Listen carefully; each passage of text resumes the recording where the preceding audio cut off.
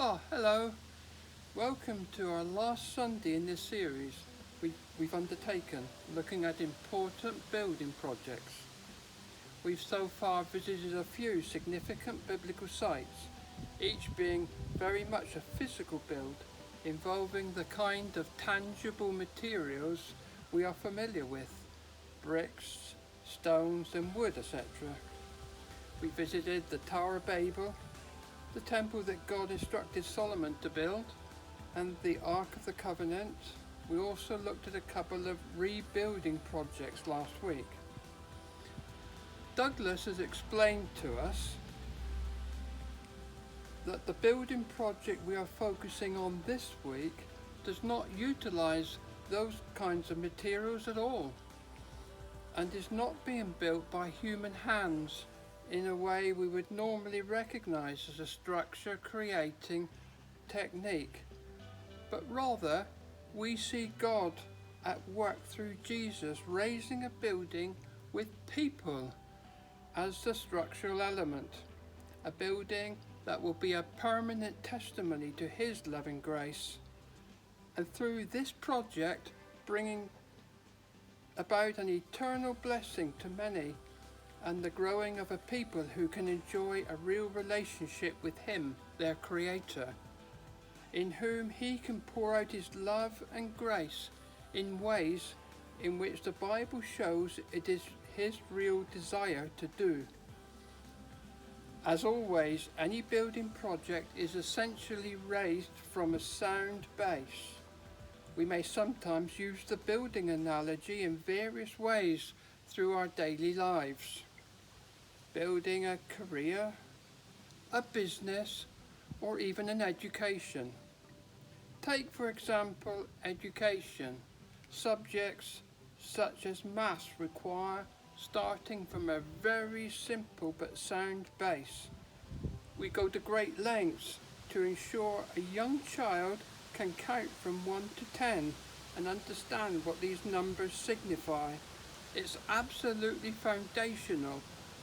We cannot move on until that is solid, as it will form the base for all maths and calculations for the rest of their lives, and is totally essential in everyday living.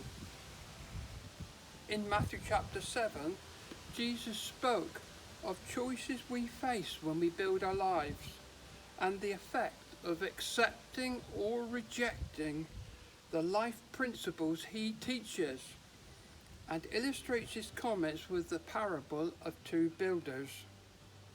One choosing the rock as a base that is solid to good, long-lasting effect, the other choosing the vulnerability of the sand as a base, perhaps to make life quick and easy, but with disastrous results. I seem to have a photo of an aspiring builder who appears to have some lessons yet to learn. I should add that this photo was taken at Sandbanks in Dorset, barely a stone's throw from some of the most expensive homes in the country. Well, we all have dreams, don't we? Bless him. What? He's building our church? I think the builder in this photo has got a slightly better grip on the idea with his choice of material. Though we know that however good the stones, once again the base, the foundation, has to be absolutely solid if the building is to stand.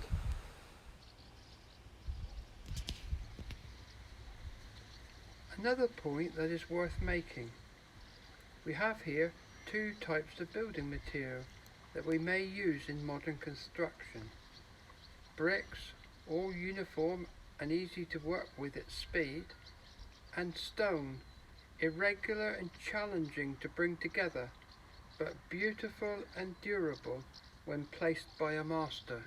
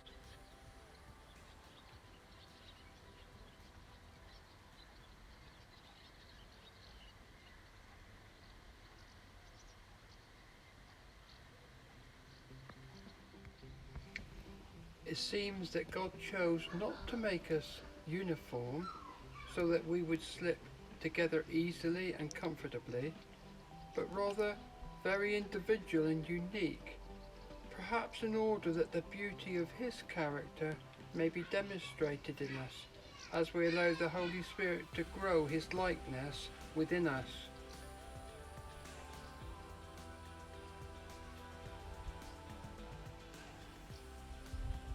So, back to us being included in God's very special building. Enter Simon Peter. Way back in the time when Jesus walked on this earth with his disciples, as recorded in the New Testament part of the Bible, the people who knew Simon, one of the 12, knew he was impulsive and tended to put his foot in his mouth. But Jesus saw something else in him. That's why he renamed him Peter, implying he was a stone suitable for a foundation. Can't you imagine the look on the other disciples' faces when Jesus said, "You are now Peter.